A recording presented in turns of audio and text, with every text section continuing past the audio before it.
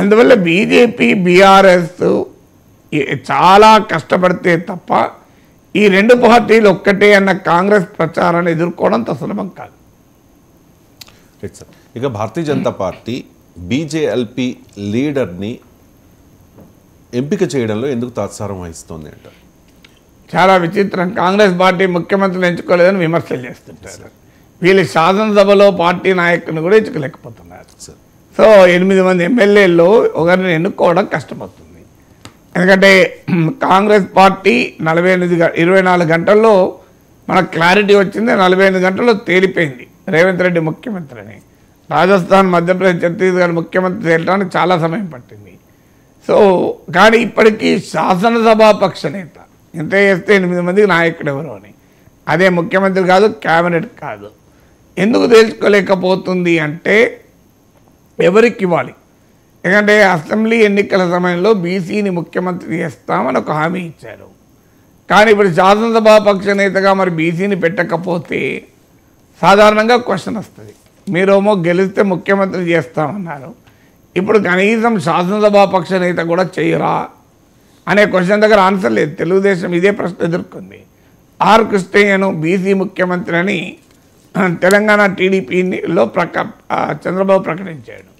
ఆఖరికి అసెంబ్లీ ఎన్నికలయ్యాక అధికారం రాకపోతే ఆర్ కృష్ణని శాసనసభాపక్ష నేతగా కూడా పెట్టలే. అప్పుడే చాలా తీవ్ర విమర్శ టీడీపీ ఎదుర్కొంది. అందువల్ల బీజేపీకి ఈ ప్రశ్న ముందుకు వస్తే మీరు బీసీ సీఎం అంటే ఎట్లా నమ్మాలి? మీరు బీసీ సీఎం అన్నప్పుడు శాసనసభాపక్ష నేత కూడా బీసీ ఉండాలి కదా అని. అలా ఉండాలి అంటే సీనియర్లు ఉన్నారు. ఇప్పుడు మీకు రాజాసింగ్ చేయాలి అంటే ఆయన బీజేపీ కంట్రోల్లో కూడా ఉండడు, ఆయన సొంత ఆర్బిట్లో ఉంటాడు. సో ఆయన ఎంత అగ్రెసివ్ హిందుత్వ అంటే బీజేపీకి ఇబ్బందికర స్థాయిలో ఆయన అగ్రెసివ్ హిందుత్వ. ఆయన ఇటీవల అందుకే పార్టీ సస్పెండ్ కూడా చేయాల్సి వచ్చింది.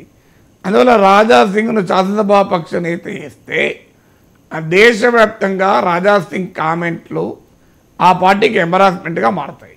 ఆ భయం బీజేపీ నాయకత్వానికి ఉంది. కాదని ఇంకెవరినన్నా చేస్తే హిందుత్వవాదుల్లో వ్యతిరేకత వస్తుందని. మహేశ్వర్ రెడ్డిని కనుక చేస్తే బీసీ ముఖ్యమంత్రి నినాదం ఏమైంది అనే ప్రశ్న ఎదుర్కోవాల్సి వస్తుంది. ఆయన సీనియర్ ఎమ్మెల్యేని, ఆయన చెయ్యకపోతే ఆయన కాంగ్రెస్కి వెళ్తాడేమో అని భయం ఉంది. ఎందుకంటే ఆయన గతంలో కాంగ్రెస్ నుంచే వచ్చారు. అందువల్ల ఈ గందరగోళంలో బీజేపీ పడింది. జాతీయ నాయకత్వం బిజీగా ఉంది.